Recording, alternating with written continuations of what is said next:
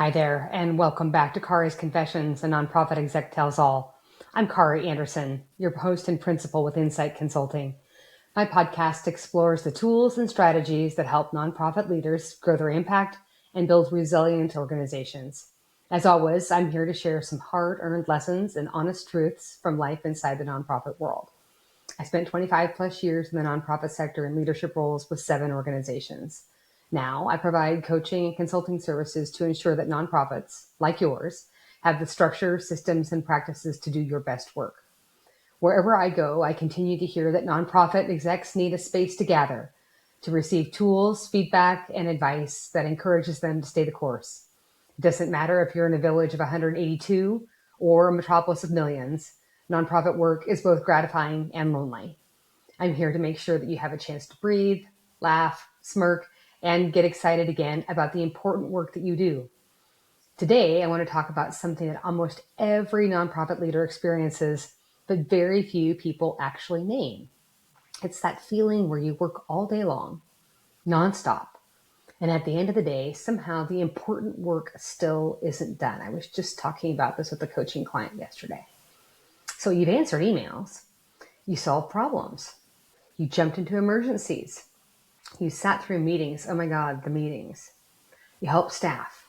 You responded to a board member. You handled a donor issue. You fixed something in a spreadsheet. And then around 4:30 or 5 o'clock, you finally look up and realize, holy crumb, what was I actually supposed to do today? When was I supposed to do the actual strategic work involved with running this organization? If that sounds familiar, I want you to hear this clearly. That is not a personal failure. It is a systems problem. And today we're going to unpack that. Because one of the biggest myths in nonprofit leadership is that chaos is just part of the sector. Like somehow, because we're mission-driven, heart-led organizations, we're supposed to constantly operate in overwhelm. But I don't believe that. I used to. I don't believe it anymore. So, I spent more than 25 years working inside nonprofits in Washington and Colorado. And now through Incite Consulting, I support organizations all over the country. What I've learned is this. Certainly a nonprofit is a tax status. It's not a business model. So you still need systems. You need healthy workflows. You need clear decision-making. And your mission depends on those things far more than most organizations realize. So today, I want to talk about the hidden ways nonprofits leak time. Man, I leaked time like nobody's business when I was in the field. And I'm going to talk about what actually helps to stop the leak. Honestly, I want to tell you some stories because this work is deeply human. So my first story for you today, it's the executive director who could never take a vacation. This might be you. A few years ago, I worked with an executive director who told me something during our first conversation that I will never forget. She said, Kari, I haven't taken a real vacation in 7 years. And at first I assumed that she meant she checked her email while away. But no, she literally could not leave because every single critical workflow in the organization lived inside her head.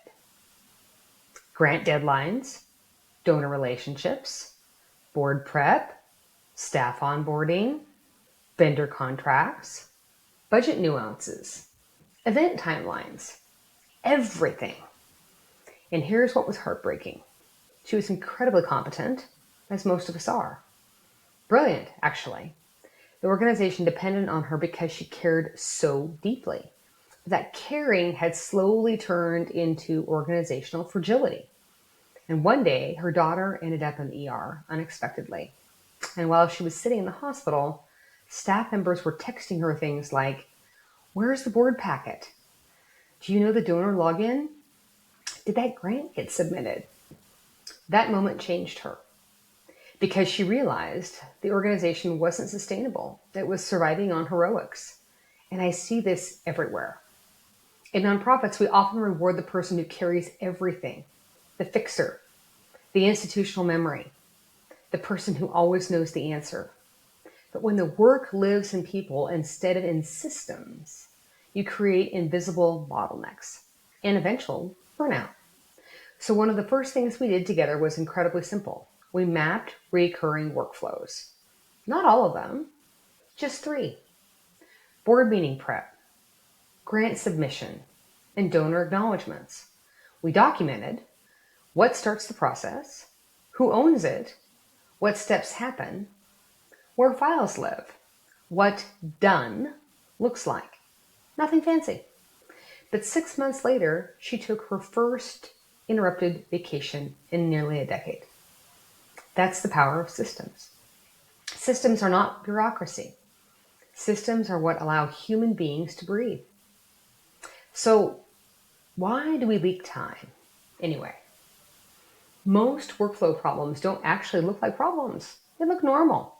They look like, well, this is just how we do things. But underneath that sentence usually are a few common leaks. Leak number 1, everyone is responding, no one is steering. Nonprofits attract deeply caring people. That is a gift. They can also create reactive cultures. The loudest request wins. The newest emergency wins. The board member who emails at 9 p.m. Wins. And suddenly the organization is operating entirely off urgency instead of off importance. I once worked with a team where staff members were changing priorities almost hourly, right? Based on who walked into the office. A donor calls, everything shifts. Board member email, everything shifts. Program issue, everything shifts. Nobody was actually deciding what mattered most. And eventually the staff became exhausted because every task felt equally urgent. One employee told me, I don't know how to succeed here because the finish line keeps moving. That sentence has stayed with me because unclear priorities just don't waste time. They create emotional exhaustion. So leak number 2, decision-making is muddy. So what do I mean by that? Here's a question every organization should be able to answer quickly. Who decides? Not who gives input, not who attends the meeting, not who has opinions, because we all do. Who decides?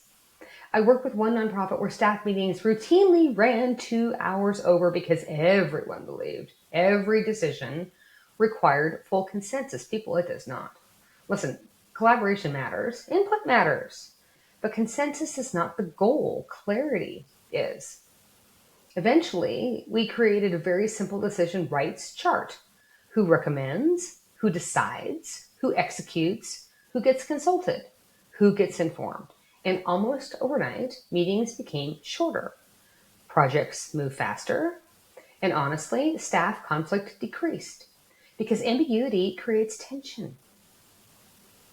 So I want to tell you a story about the meeting that was actually a workflow. Let me tell you about one of the funniest and most revealing things I have ever seen. Well, thus far, right? There might be more funny coming. I worked with a nonprofit where the weekly staff meeting lasted almost 3 hours. 3 hours every week. And everyone hated it. Everyone hated it. People brought laptops. Half the team checked out mentally. Someone always needed to leave early. And afterward, everyone complained privately. So I asked a question. What happens if this meeting gets canceled? And the room went silent. Because the meeting wasn't just a meeting. The meeting was the workflow. Tasks were assigned there. Updates were shared there. Problems were solved there. Accountability happened there. Priorities got clarified there. Meaning, if the meeting disappeared, the organization stopped functioning. That's not a meeting problem. That's a systems problem. So we made one change. We moved updates out of meetings and into a shared weekly update document. Then we used meetings only for decision-making, alignment, problem solving. That's it. And suddenly meetings dropped from 3 hours to 70 minutes. Imagine. One staff member literally said, I feel like I got part of my life back. Amen. And I think that's important.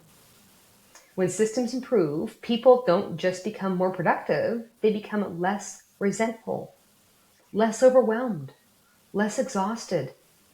Good systems create emotional relief. So systems don't make you rigid. I think one reason that nonprofits resist systems is because people fear becoming corporate. They think, oh, if we add structure, we'll lose heart. Nonsense. Honestly, I found the opposite to be true. Systems protect heart. Systems allow people to focus on the mission instead of on constantly reinventing the wheel. They reduce unnecessary stress. They reduce confusion. They reduce resentment.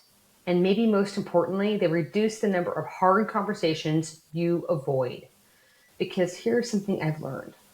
A lot of people call workflow problems are actually conversation problems. If someone misses deadlines repeatedly, but no one addresses the workflow, right? The workflow suffers. If a board member oversteps but leadership avoids the conversation, decision-making becomes muddy. If priorities are unclear because executives haven't aligned, the entire organization starts spinning. Systems and conversations are deeply connected. You can have the most beautiful workflow document in the world, but if people cannot communicate honestly, the system will eventually collapse. So let me tell you about the fundraising scramble. One of the biggest leaks that I see in nonprofits is fundraising that only happens during panic. And if you've worked in the sector for any length of time, you know exactly what I mean. I once worked with an organization where development work only became urgent when cash flow got scary. Suddenly, everyone would jump into emergency mode. Can we apply for more grants? Please don't. Who knows a donor? Should we host an event? No. Can somebody call sponsors? And it created this cycle of adrenaline and exhaustion. Meanwhile, donor stewardship kept getting delayed. Acknowledgements were inconsistent. Relationship building happened sporadically. And the executive director finally said something incredibly honest. I feel like we are always fundraising from fear. That sentence hit me hard because I've been there. Sustainable fundraising cannot be built on panic. Healthy fundraising is actually incredibly systematic, not robotic, different, not transactional for sure, systematic. There's a rhythm. There's a donor stewardship plan. There's ownership. There's follow-up. There's a calendar. There's consistency. And once we help them build those rhythms, something really interesting happened. Revenue stabilized, not overnight, but steadily, because donors trust organizations that feel grounded. And grounded organizations are almost always supported by healthy systems. So let's talk about a systems reset. If you're listening to this and thinking, okay, Kari, this sounds great, but where do we even start? Because I was looking to the 3-hour staff meeting today to check my emails and get caught up. Here's the simplest version. Don't overhaul everything. Don't launch a giant initiative. Start with one leaky workflow. That's it. Choose the thing your team complains about every month, the process that breaks repeatedly, the task that everyone dreads, and map it. Ask, what triggers this process? Who owns it? What are the steps? Where do files live? What does done actually mean? Then clarify decision rights. Who decides? Who executes? Who gets consulted? Then create a shared home for the information, a shared drive, a project management tool, a document hub, whatever. Honestly, the tool matters less than the consistency. And then, this part matters, use the workflow twice. You will immediately discover what's missing. That's normal. We're humans. Systems aren't built perfectly. They're refined. Small systems compound. That's how organizations slowly climb out of chaos. Not through heroics, not through hustle, not through one exhausted leader carrying the whole mission. Through repeatable clarity. So let me leave you with this today. If your organization feels constantly overwhelmed, if your team is exhausted, if every week feels reactive, if meetings drain energy instead of creating momentum, please hear this. Chaos is not proof that you care. Burnout is not the proof that mission matters. And exhaustion is not a leadership strategy. A few healthy systems can completely change the emotional experience of work. They create breathing room. They build trust. They reduce friction. They strengthen fundraising. They help boards and staff work together more effectively. And honestly, they help people stay. And we need people to stay more than ever. Because people don't leave only because the mission's hard. They leave because unnecessary chaos becomes unsustainable. So this week, I want you to pick one workflow that leaks time, just one. And instead of asking, how do we work harder, ask, how do we make this easier to repeat well? That question alone can change an organization. Thanks for joining me today for Kari's Confessions, a Nonprofit Exec Tells All. And if this conversation resonated with you, share it with another nonprofit leader who's carrying too much. Make sure to follow me on your favorite streaming platforms, and for additional resources and tools, follow me on LinkedIn. You can also check out my website at inciteconsultinggroup.com. Until next time, have a great week.